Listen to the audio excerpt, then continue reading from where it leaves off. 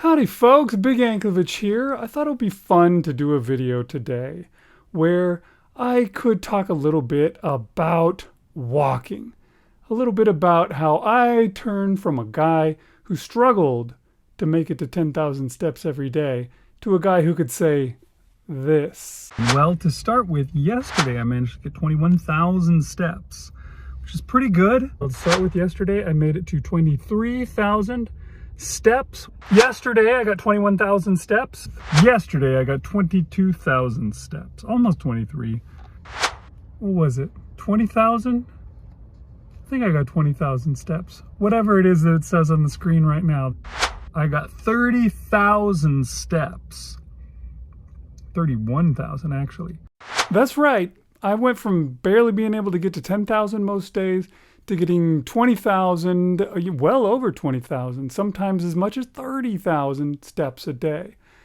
And it just takes a little planning, a little thinking, a little doing. But why would you even want to do that? I mean, what is the point of walking a lot?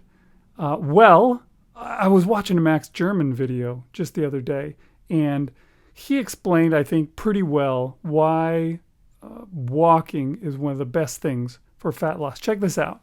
In my opinion, walking along with resistance training is the best form of exercise for fat loss.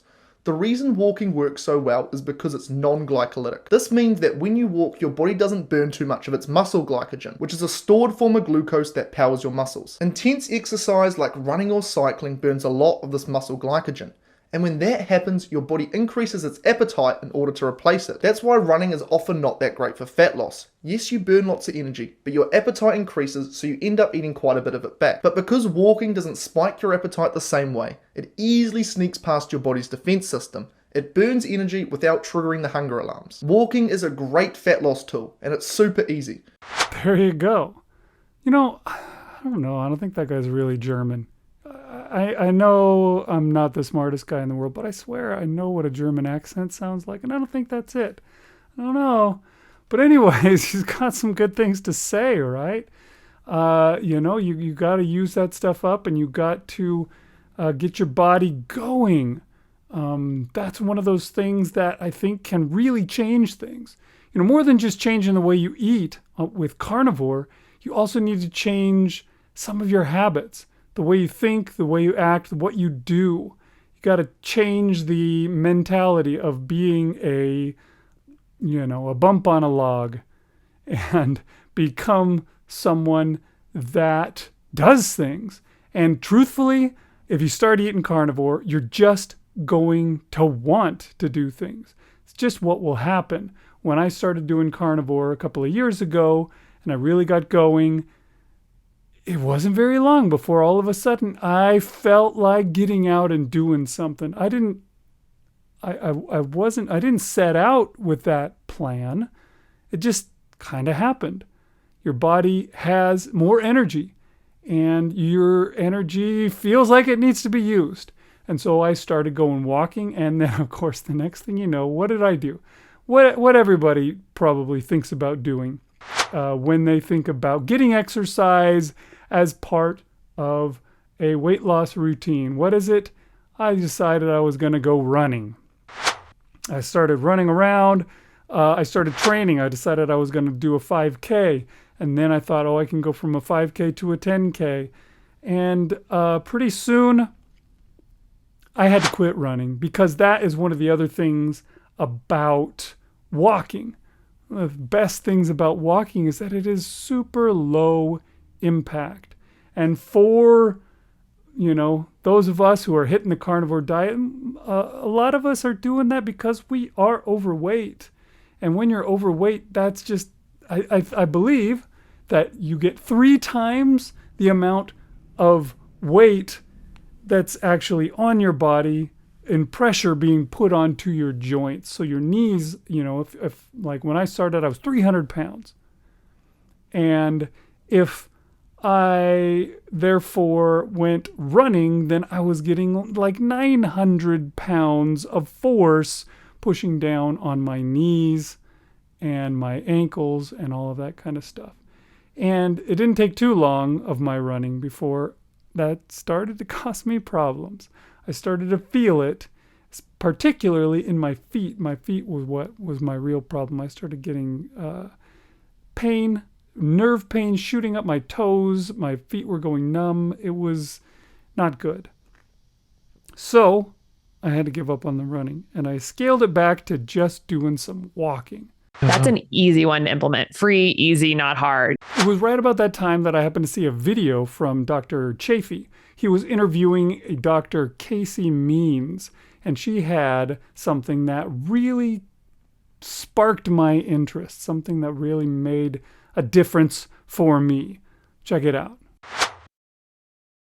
The glucose monitors really engender is the value of actually moving more throughout the day in a low grade way. Like, it's not like you need to be exercising all day, but kind of moving away from this paradigm of like, oh, I'm just going to exercise for 45 minutes and that's my physical activity for the day, versus can you maybe walk a little bit, every hour throughout the day, even if it's 1 to 2 minutes. Just get up, walk around, move around a little bit, keep the muscles active, because then you're kind of creating a situation in the body where you're keeping your glucose channels at the cell membrane like all day. You're keeping those GLUT4 channels at the cell membrane all throughout the day, kind of keeping the muscles taking up glucose. And that can have a really big impact on 24-hour kind of average glucose levels. So get up, do a few air squats, take a 1 to 2 minute walk. It just sort of constitutively keeps the glucose moving out of the bloodstream. Mm-hmm. In contrast, if you're someone who's sitting most of the day and then has their 45-minute or an hour workout in the evening, that's great. Or in the morning, that's great because you're getting some exercise, but it's a totally different physiology from that person moving a little bit every hour throughout the day, because the times that you're sitting for 3 or 4 hour periods, you're basically not activating your glucose channels to come to the cell membrane. And so you're keeping more of that glucose in the bloodstream. So big takeaway for sure from our population and from the research is try to do like a little bit of low grade movement every half hour throughout the waking day. And you'll see generally much lower glucose patterns. There's been research that's sort of repeated this in the US literature. And there was one that was super, super interesting. It was a study where they basically took 3 groups of people, and what they did was they had people, so people were either doing a discrete 30-minute exercise period once per day, or walking 1 minute and 40 seconds every 30 minutes during waking hours. And so basically both groups walked for 30 minutes total per day, but one was split up into just like you're saying with this indigenous tribe, like a minute or two, like up and down, every 30 minutes, and vastly lower 24-hour glucose levels in the group that did the every 30 minutes. And so, theoretically they could have been, and in that study, they were sitting the whole rest of the time, but just that like popping up and getting those muscles to essentially be metabolically active and keeping that engine running throughout the whole day created a totally different situation in the body. So that's how I first started to develop my routine. It was the very infancy of, going from barely able to get to 10,000 only if I was lucky and really pushed it to be able to do it every time easily and double it. What she said, do something every 30 minutes to an hour throughout the day and you'll be much better off. It's better than what most people do. Most people do, they do a workout, right? They go and they do whatever that thing is, ride their bike or run or lift weights or whatever for at least a half hour, all at once during the day. But what she was saying, that's something that's really important to understand, is that you get a better reaction from your body if you're constantly doing stuff. You don't have to be working out super hard all day long, but don't let yourself sit still for so long. Don't let yourself be sedentary. And I thought, well, shoot, I think I can do that. I could just take my phone and set an alarm and then, have it go every half hour.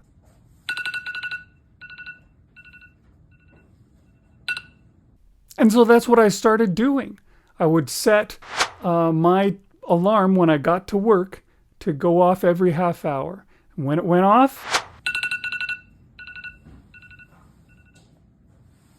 I would get up and I would take a short walk, just a little one. I'd just walk around the building for a second and come back in. Or I'd walk out into the parking lot and I'd walk across the parking lot and then come back in and sit down. It was just a minute or two. It was all I spend doing that. But you do that every half hour throughout the whole day and it adds up. 2 minutes times 8 hours twice, which is 16. What does that get you? I don't know. I don't do math. 32? I think it's 32. But anyways, I could get 10,000 steps just doing that. That was all it would take. So I started getting 10,000 steps pretty consistently without much trouble, except then I would run into an issue on the weekends. Because on the weekends, I didn't do that. I didn't go to work. I didn't set my timer. I didn't walk in the parking lot or walk around the building. And so I had to do something to get that up. And I decided that I need to just get up and first thing in the morning, head out and do a walk. And I would do that and I would walk. And I did a short walk and realized that's not enough. And so after a while, I was just so determined to get 10,000 steps every single day that I got up in the morning and I walked and I figured out how far I had to go to get those 10,000 steps, and I would get them right off the bat. And sometimes I didn't need to do that and I would wind up with 15,000 steps on the weekend. But I didn't care. I was happy to get extra. I would do that walk right off the bat and make sure that I got all my steps. And I never had to worry, oh, shoot, I didn't make it to my goal of 10,000. I just did it. And it was nice. It became a habit. And before you know it, I started using my time during the week as well. I work in the afternoons. So in the mornings, I was home and I wasn't doing anything. And the next thing you know, I would get up and I would do that same walk that I did in the morning. On the weekends, I was doing in the morning during the week as well. There's a lot of good reasons to do this. You know, you get outside, you get to touch grass, as the kids like to say today. You get sun on your face, or at least a little bit. From what I understand, the leaves on trees reflect the sun. So I'm probably still getting plenty of sun doing this in the shade. But another thing, you've heard the phrase, idle hands or the devil's workshop. Or maybe it's the devil's playground, I can't remember.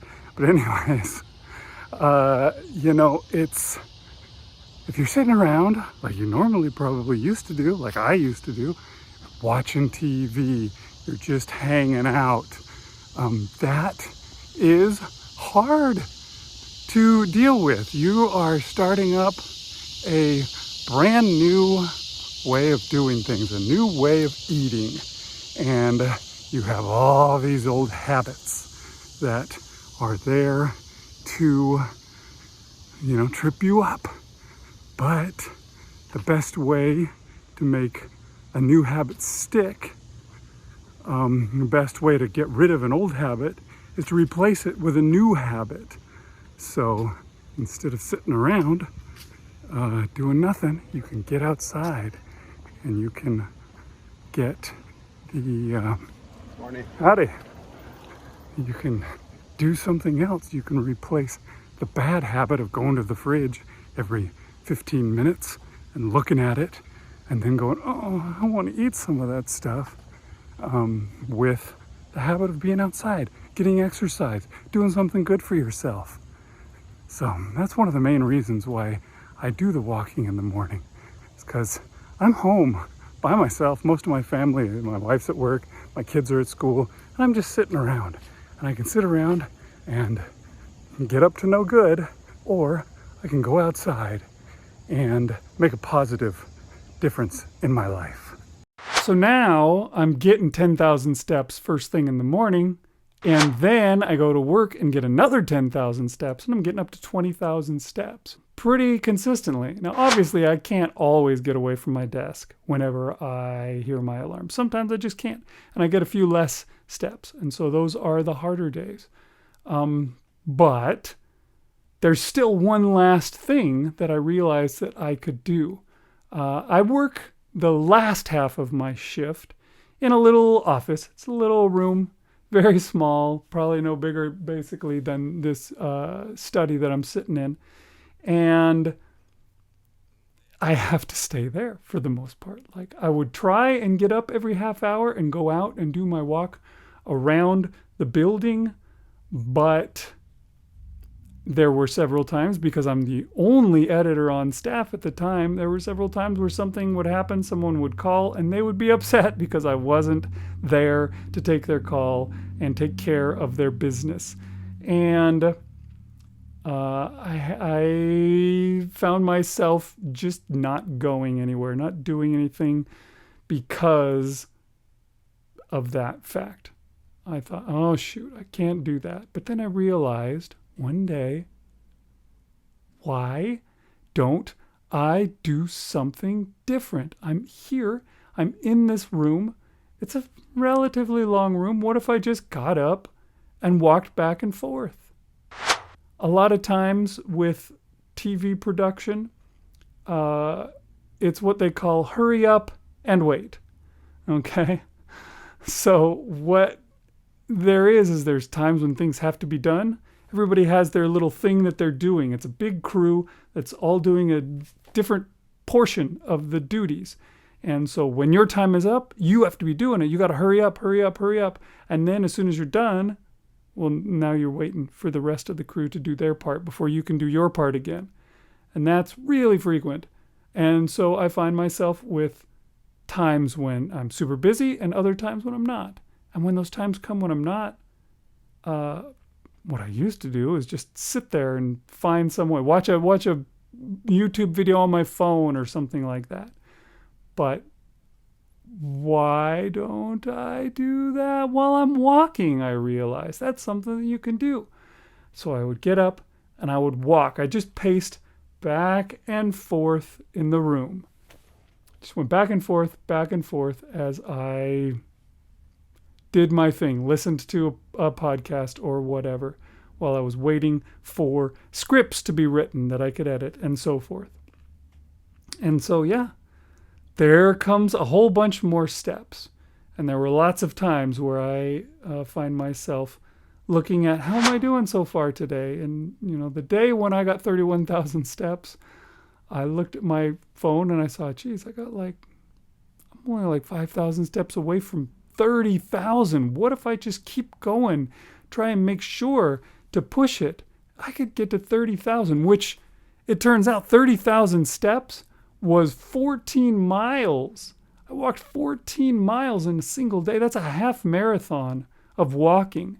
So I was able to go from a guy who was struggling to get to 10,000 steps to someone who was getting 14 miles walking in a single day without, I wasn't specifically, I wasn't hiking through the woods on some long backpacking trip or something like that when I did this huge amount of, no, I was at work and doing my regular day and I was able to fit all that in.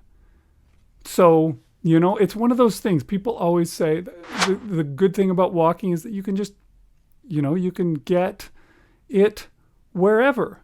You park your car a little farther from the store and walk that extra amount and you get a little bit more walking. Or, I don't know, you take the stairs instead of using the elevator and you get in more walking. And that is a good start. That's a good way to go. That's one good thing about walking is that's just what we do. When we go somewhere, we walk. Because you can't get around inside of a building. You can't go through the grocery store in your car. Although I guess they do have those little motorized scooter cart things these days. But don't use those if you can possibly avoid it.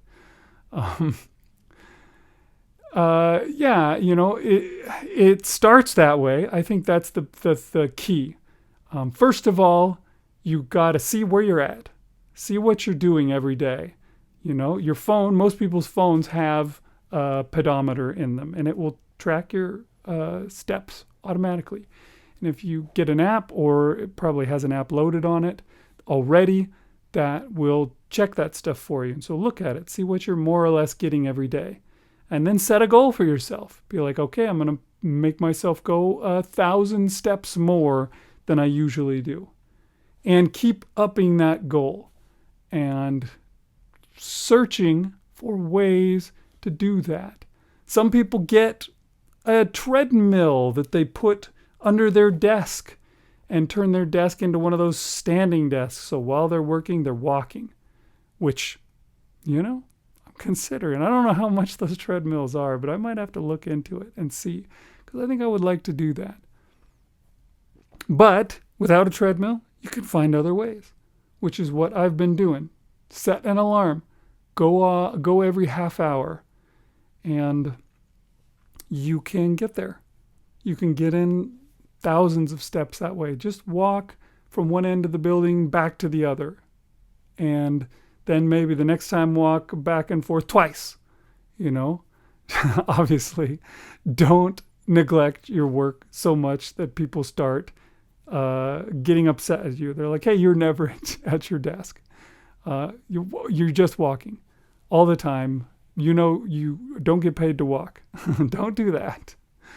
But yeah, be up, be active, be walking. You know, I've become that guy at work. Everybody sees me walking all the time. And they're like, man, everybody's like, hey, getting your steps in, eh? They're always saying stuff like that. And I've been stopped by half of the people that I work with who say, you know, I always see you walking. How many steps do you get a day? And they're all interested, and they're all, you know, nobody's ever said a negative thing. I've never had the person say, geez, don't you ever do any work? No, instead, they're all like, oh man, you're an inspiration. I need to do what you're doing. I need to get out there and do that walking too. Oh man, that's a great idea. And I've even had some people do that.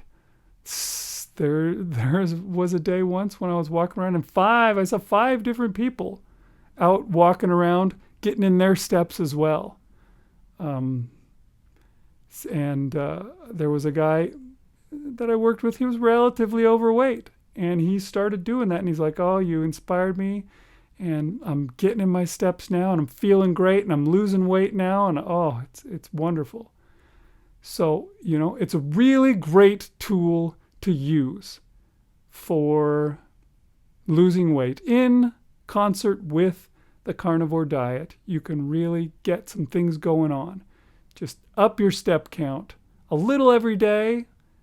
Look for ways to get in more steps, more exercise, to do something more. And you can do it too. Everybody can do it. You could be going 30,000 steps in a day and getting 14 miles just on a regular day. Our bodies are definitely made to be able to do it. We were born to walk. That's what we do. So I invite you to give it a shot and try it out. And if you do, give me a comment. Let me know. How did it go? What's going on? What are you doing? I'd love to hear it. Everybody wants to know. If you have other ideas that I didn't mention here, leave them in the comments. Also, hey, like the video and subscribe and all that kind of stuff. I never talk about that kind of stuff on my channel, but I probably should, because maybe somebody might like and subscribe sometimes if I did. All right, folks. We'll see you guys next time on Big Anklevich on Health.